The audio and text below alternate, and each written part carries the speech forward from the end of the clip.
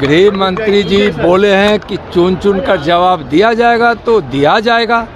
और माननीय प्रधानमंत्री जी तो इसी बिहार की धरती मधुबनी से उन्होंने दुनिया को संदेश दे दिया था कि हम आतंकवादियों को और आतंकवादियों के आकाओं को हम छोड़ेंगे नहीं। और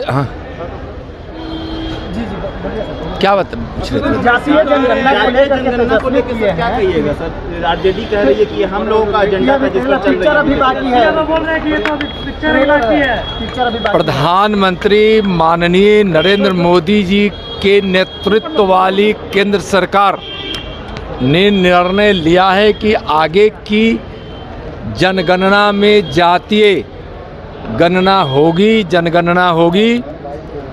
और यह निर्णय बहुत ऐतिहासिक निर्णय है। यह ऐसा निर्णय है जिस तक विकास पहुंचना चाहिए था वहां तक विकास पहुंचाने का बड़ा आधार होगा। यह सामाजिक न्याय का सबसे बड़ा आधार होगा। अब तक कांग्रेस हो या आरजेडी हो, जातीय जनगणना पर सिर्फ राजनीति करती रही है। मैं पूछना चाहता हूं कांग्रेस के लोगों से, लालू जी से, तेजस्वी जी से कि आप बताएं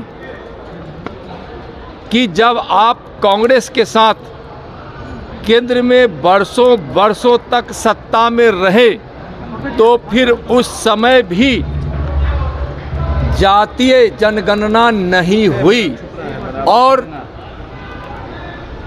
लोगों को ठगने के लिए उन्होंने एक जातीय गणना की, जातियों की गणना की और वह एक सर्वे था जो जातीय जनगणना का आधार नहीं हो सकता था, एक सर्वे था। और वह सर्वे भी कांग्रेस और आरजेडी की सरकार प्रकाशित नहीं कर सकी।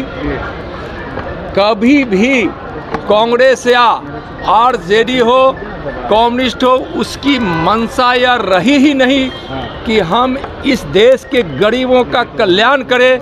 विकास की धारा जिन तक पहुंचनी चाहिए था वहां तक नहीं पहुंचे। इस मंशा से हमेशा काम या इंडी गठबंधन के लोगों ने किया है।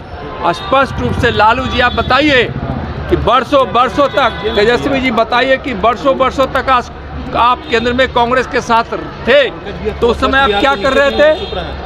भ्रष्टाचार, घोटाला, उन्माद, अनाप शनाप, गरीबों से मतलब नहीं है।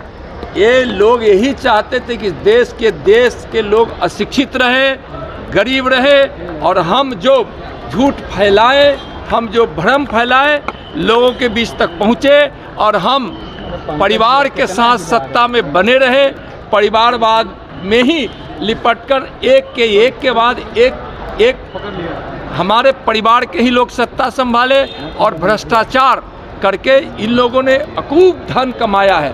तो न एक गरीब का कल्याण चाहते हैं, न सामाजिक न्याय चाहते हैं, न देश का कल्याण चाहते हैं। अब माननीय प्रधानमंत्री जी के नेतृत्व में जो जनगणना होगी उसमें सही जातीय जनगणना होगी और इसको 18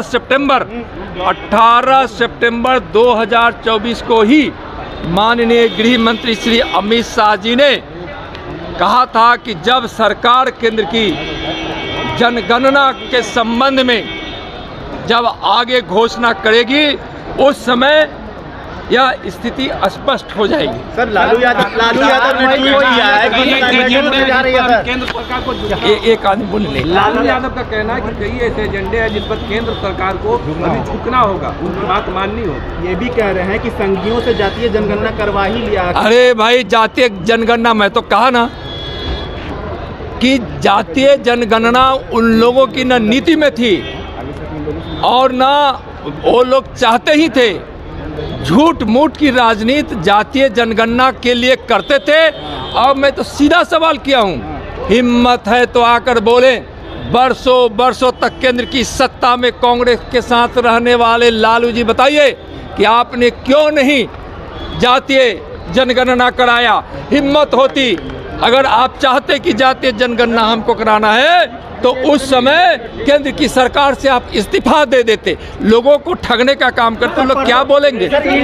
गोल जहां 27 वर्षों के सफर में 17,000 से भी अधिक छात्रों ने डॉक्टर एवं इंजीनियर बनकर भरे सफलता की ऊंची उड़ान, जहां साधारण छात्र भी असाधारण सफलता प्राप्त कर बना रहे इतिहास।